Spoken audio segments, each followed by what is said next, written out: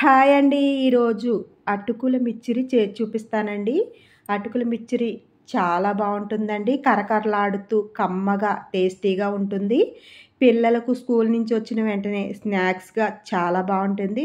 అలాగే పెద్దవాళ్ళకి మధ్యాహ్నం టీలోకి స్నాక్స్గా చాలా బాగుంటుందండి.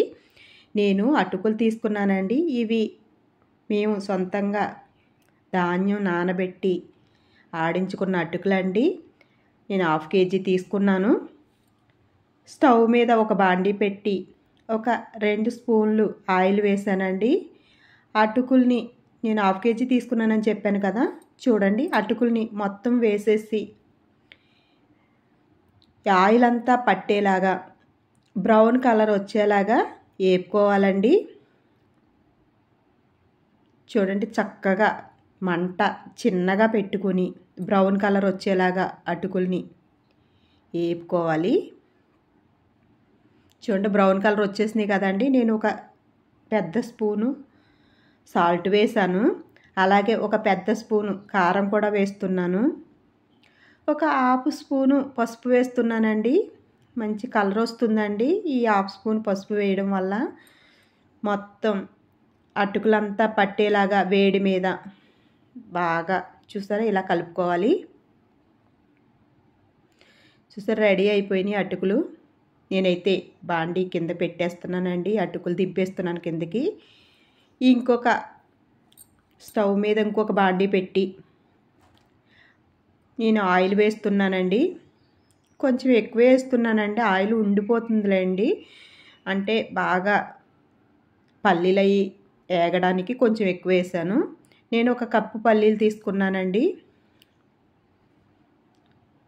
ఇవి మంట చిన్నగా పెట్టుకుని పల్లీలు బ్రౌన్ కలర్ వచ్చేలాగా వేపుకోవాలి. హైలో ఉంటే మంట మాత్రం మాడిపోతాయండి. చూసారా చక్కగా బ్రౌన్ కలర్ వచ్చేలాగా వేగాయి. తీసేస్తున్నాను ఇవి. మనం వేపుకున్న అటుకుల్లో వేసేస్తున్నానండి. ఒక కప్పు గుల్లపప్పు తీసుకున్నానండి. అదేనండి ఏపుడు పప్పు అంటారు కదా, మేమైతే గుల్లపప్పు అంటాము.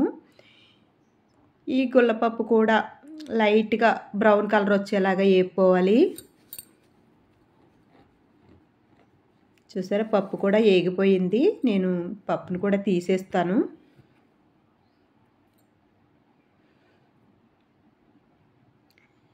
తీసేస్తున్నానండి పప్పు కూడా.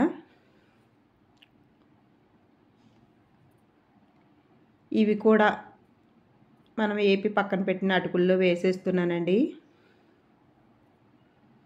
ఇప్పుడు ఆయిల్ కొద్దిగా తీసేసానండి పక్కకి. లాస్ట్ని కొంచెం ఆయిల్ ఉంచి ఒక వెల్లుల్లి గడ్డ రేకలనండి కచ్చాపచ్చ కొట్టి వేసానండి. అవి కూడా బ్రౌన్ కలర్ వచ్చేలాగా వేపుకోవాలి. పచ్చిగా ఉండకూడదు, బాగా ఎరుపు కలర్ వచ్చేసేలాగా వేపుకోవాలండి. ఒక గుప్పుడు కరివేపాకు వేసానండి.